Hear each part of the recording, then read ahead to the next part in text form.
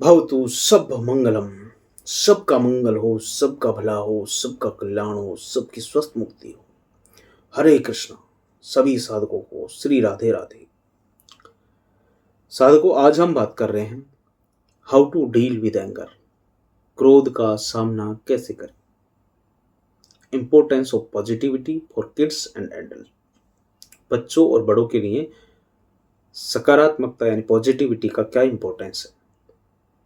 हम सबके जीवन में कभी न कभी ऐसा समय आता है साधकों, जब अनजाने में या कभी कभी क्रोध में आकर हम किसी का दिल दुखा देते हैं। इस सिचुएशन में हमें क्या करना चाहिए ताकि हम उस नेगेटिविटी को पॉजिटिविटी में बदल सकें।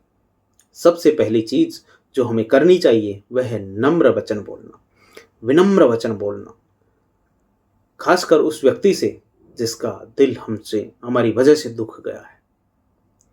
जब हमारा क्रोध शांत हो जाए तब हमें उस व्यक्ति के पास जाकर फोन करके दिल से माफी मांगनी चाहिए।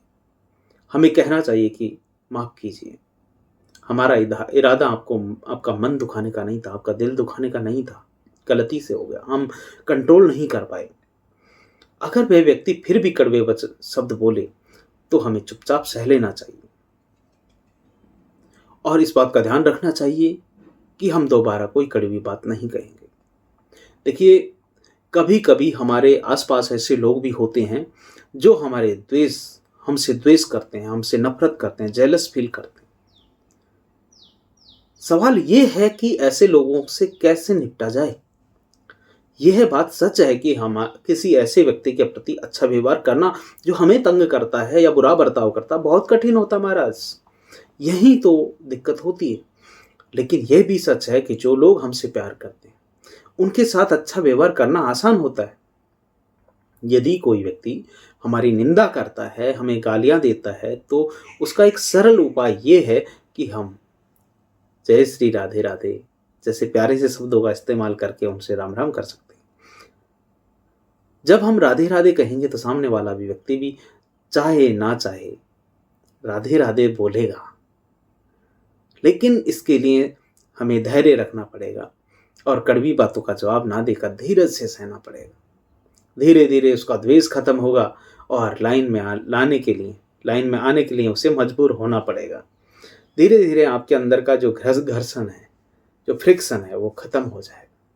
हमें समझना चाहिए कि हम सब में भगवान का अंश है, डुअलिटी नहीं है। अष्टावक्र गीता कहती है कि हम दो है ही नहीं, हम तो एक हैं। सारा संसार एक है। ये सारी दुनिया उस समुद्र की लहर की तरह है जो अलग से दिखती तो है लेकिन समुद्र ही है, वो एक ही है सब कुछ।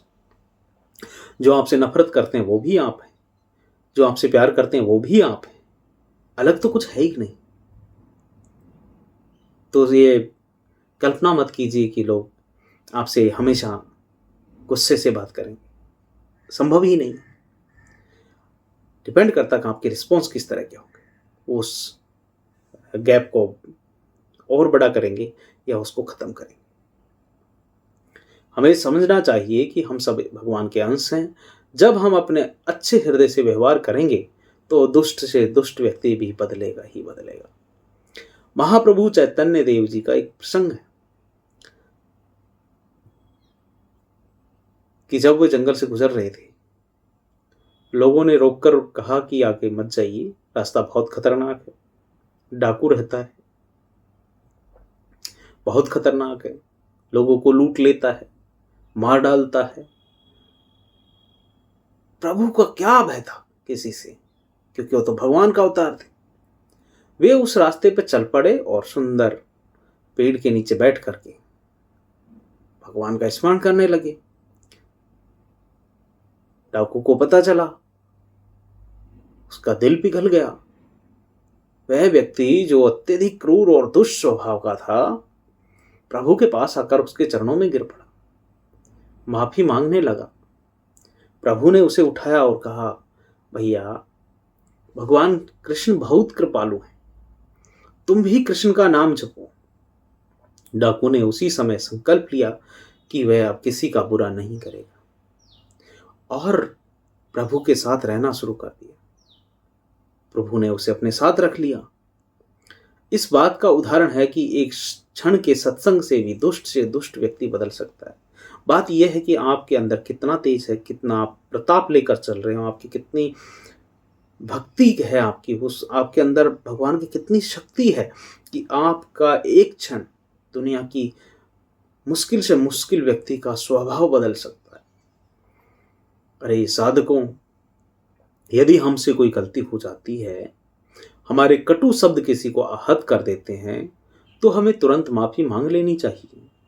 अगर सामने वाला व्यक्ति फिर भी क्रोध में, हमें फिर भी बुरा भला कह रहा है, तो हमें धैर्य रखना चाहिए। हमारी क्षमा का भाव उसके क्रोध क्रोध को शांत कर देगा।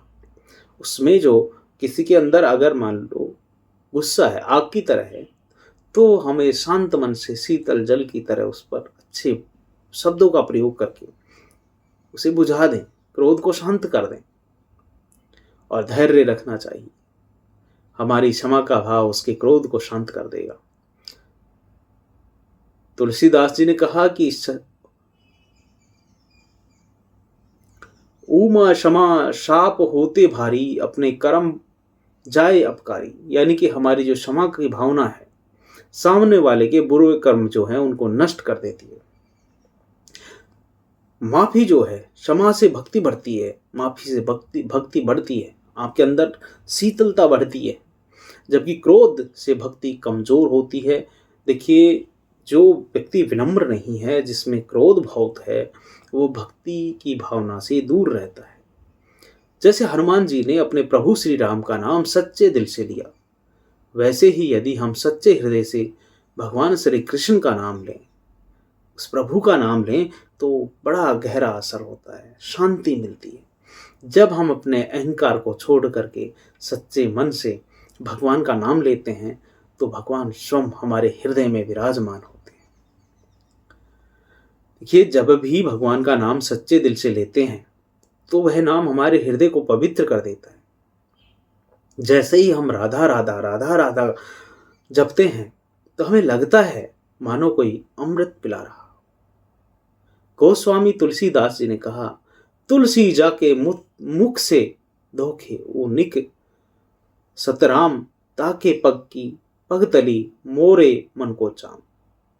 यानी कि जिस व्यक्ति के मुख से राम का नाम निकला है, वह पवित्र हो गया। भगवान का नाम इतना प्रिय है, इतना प्रिय है कि जब हम उसे प्रेम कर लेते हैं, तो उसके प्रभाव से हमारे सभी कर्म नष्ट हो जाते हैं, बुरे वाले कर्म, हमारे सभी बुरे वाले कर्म नष्ट हो जाते हैं। भक्ति में विनम्रता बहुत जरूरी है। भगवान को अहंकार पसंद नहीं है, चाहे कितनी भी बड़ी पूजा क्यों ना हो। अगर उसमें अहंकार है, तो भगवान उसे स्वीकार नहीं करते। अरे सबरी के बेर सुदामा के तुम रुचि रुचि। अरे प्रेम है तो वो झूठे बेर भी खाएगा, और प्रेम नहीं है तो सेठों का सेठ है। तुम हमारी यहाँ की औकाती क्या उसके सामने। अहंकार से भरे व्यक्ति की पूजा का कोई महत्व नहीं होता। भगवान श्री कृष्ण ने भी दुर्योधन की सारी व्यवस्था को नजरअंदाज कर दिया था, क्योंकि उसमें अहंकार था। जबकि विदुर जी के घर में सादगी से भोग लगाया, जिसे भगवान ने प्रेम से स्वीकार किया। अहंकार का मतलब है कि अपने आप को सबसे बड़ा समझना।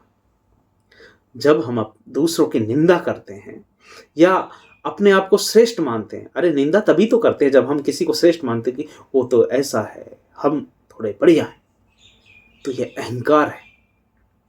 भगवान को दैन्य भाव यानी विनम्रता पसंद है। दैन्य का मतलब दानवता नहीं है, दैन्य मतलब विनम्रता पसंद है। अगर हम सच्चे भक्त बनना चाहते हैं, प्रभु के सेवा में समर्पण भाव से जीना चाहते हैं, तो हमें अहंकार को त्यागना पड़ेगा, ग्रेटिट्यूड को डेवलप करना पड़ेगा, विनम्रता को हमारे जीवन में आत्मसात करना पड़ेगा। देखिए जी, अगर कोई व्यक्ति भगवान श्री कृष्ण का नाम जपता है, हरे कृष्ण कृष्ण कृष्ण हरे हरे, हरे राम राम राम हरे हरे, राधा राधा राधा राधा राधा राधा, तो अहंकार को त्यागता है, अच्छे कर्म करता है, तो उसे श्री जी के दर्शन प्राप्त होते हैं। जब हम सच्चे हृदय से भगवान का नाम लेते हैं तो हमारे जीवन में परिवर्तन आता है, ट्रांसफॉर्म हो जाता है हमारा जीवन। हमें अपने जीवन में सभी जीवों के प्रति प्रेम भाव रखना चाहिए, अहंकार से रहित होकर के भगवान का स्मरण करना चाहिए। यदि कोई व्यक्ति हमें बार बार बुरा कहता है, हमारा अपमान करता है, तो हमें उससे दूर रहना चाहिए। लेकिन यदि वह व्यक्ति हमारे लिए कोई अच्छा कार्य करता है तो हमें उसके प्रति विनम्र भाव के साथ उसके प्रति ग्रेटिट्यूड की भावना रखनी चाहिए। क्रोध और बुराई का सामना करने के लिए सबसे अच्छा तरीका है कि हम अपने अंदर संयम, धैर्य धारण करें। जब हम किसी को बिना शर्त के माफ करते हैं तो हमारी आत्मा को शांति मिलती है, हमें भगवान के प्रति प्रेम और निकटता का अनुभव होता है।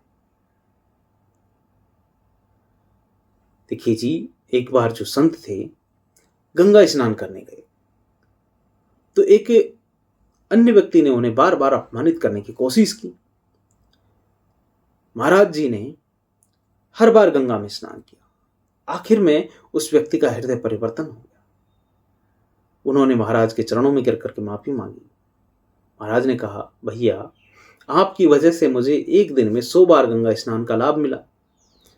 ये सच्ची अच्छाई और विनम्रता का उदाहरण है। देखिए साधकों, इस जीवन में हम सभी को क्रोध और द्वेष का सामना करना पड़ता है और हम माँ के पेट से सीख के नहीं आते। यहाँ आके स्किल डेवलप होती है। जो जितनी जल्दी सीख जाए, जो श्री जी के चरणों में जितना जल्दी चला जाए, जो जितना जल्दी प्रभु भक्ति में रमण करने लग जाए, जो जितना जल्दी अपने आप को शीतल कर ले, जितना जल्दी विनम्र भाव के साथ जीवन यापन शुरू कर दे, जो जितना जल्दी ग्रेटिट्यूड में चला जाए, उतना ही जल्दी स्किलफुल हो जाता है। लेकिन हमें अपनी प्रतिक्रिया, हमारी जो रिएक्शंस हैं, वो ना देके रिस्पॉन्स देना है, और रिस्पॉन्स में संयम और धैर्य दिखना चाहिए। अगर हमसे कोई गलती हो जाती है तो किसी का दिल दुखता है हमारी वजह से, तो हमें विनम्रता से माफी मांग लेनी चाहिए। हमें भगवान के नाम का स्मरण करना चाहिए, हमें अपने हृदय को पवित्र रखना चाहिए।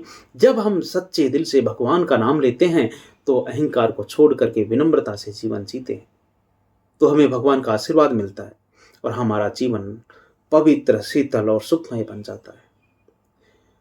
तो आइए हम सब मिलकर अपने जीवन को और हमारे सामाजिक जितने भी लोग हमारे कनेक्शन हैं, उन तमाम लोगों के जीवन में प्रेम का संचार करें, संयम और सकारात्मकता को बढ़ाएं और भगवान के नाम से अपना जीवन पवित्र करें।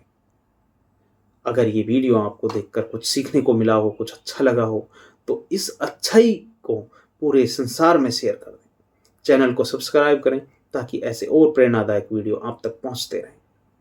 हरे कृष्णा कृष्णा कृष्णा हरे हरे, हरे राम राम राम हरे हरे। बोलो राधा रानी की जय।